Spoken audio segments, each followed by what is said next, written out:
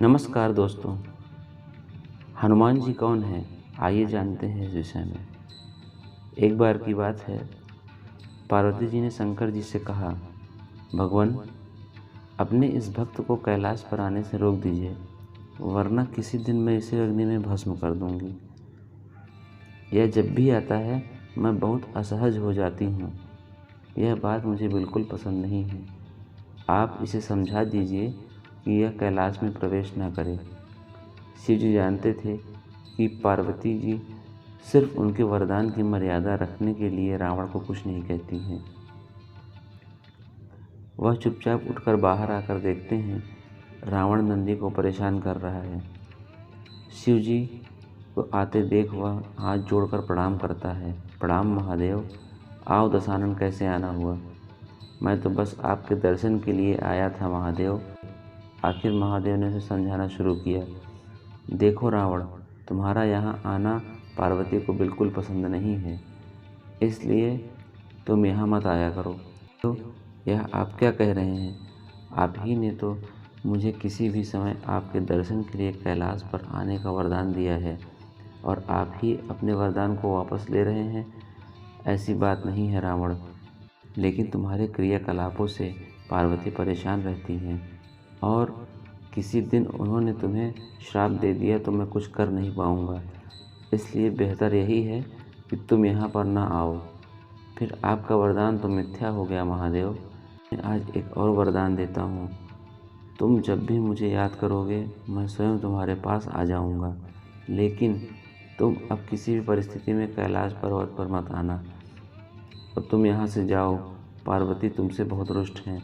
रावण चला जाता है। समय बदलता है। हनुमान जी रावण की स्वर्ण नगरी लंका को जलाकर राख करके चले जाते हैं और रावण उनका कुछ नहीं कर सकता। यह सोचते सोचते वह परेशान हो जाता है कि आखिर उस हनुमान में इतनी शक्ति आई कहाँ से। परेशान होकर जब वह महल में स्थित शिव मंदिर में जाकर शिव जी की प्रार्थना प्रारंभ करता है, उसकी प्रार्थना से शिव प्रसन्न होकर प्रकट होते हैं। रावण अभिभूत होकर उनके चरणों में गिर पड़ता है। कहो दशानन, कैसे हो? शिव जी पूछते हैं। आप तो अंतर्यामी हैं महादेव, सब कुछ जानते हैं प्रभु। एक अकेले बंदर ने मेरी लंका को और मेरे दर्प को भी जलाकर राख कर दिया है। मैं जानना चाहता हूँ कि यह बंदर जिसका नाम हनुमान है आखिर कौन है? और प्रभु, उसकी पूंछ तो और भी ज़्यादा शक्तिशाली थी। जिस तरह सहजता से मेरी लंका को जला दिया, मुझे बताइए कि हनुमान कौन है? शिव जी मुस्कुराते हुए रावण की बात सुनते रहते हैं और फिर बताते हैं कि रावण, यह हनुमान और कोई नहीं, मेरा ही रुद्र अवतार है। विष्णु जी ने जब यह निश्चय किया कि वे पृथ्वी पर अवतार लेंगे और लक्ष्मी जी भी साथ अवतरित होंगी, तो मेरी इच्छा हुई कि मैं भी उनकी लीलाओं का साक्षी बनूं। और जब मैंने अपना यह निश्चय पार्वती जी को बताया तो हट कर बैठी कि मैं भी आपके साथ ही रहूंगी। लेकिन यह समझ नहीं आया कि उन्हें इस लीला में किस तरह भागीदार बनाया जाए। तब मैंने सभी देवताओं से मिलकर यह मार्ग पूछा तो उन्होंने मुझे यह मार्ग बताया कि आप तो बंदर बन जाइए और शक्ति स्वरूपा पार्वती देवी आपकी पूंछ के रूप में आपके साथ रहें, तभी आप दोनों साथ रह सकते हैं।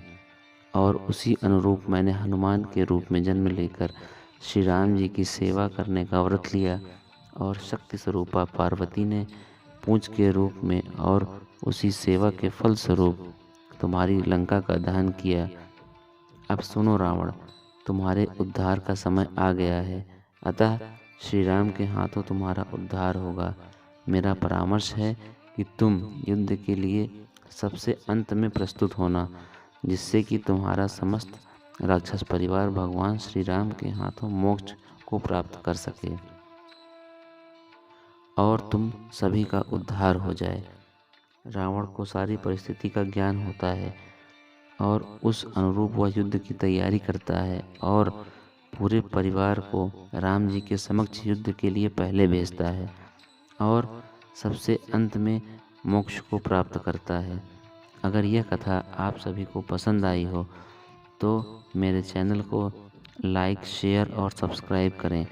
वीडियो को देखने के लिए आप सभी का बहुत बहुत धन्यवाद।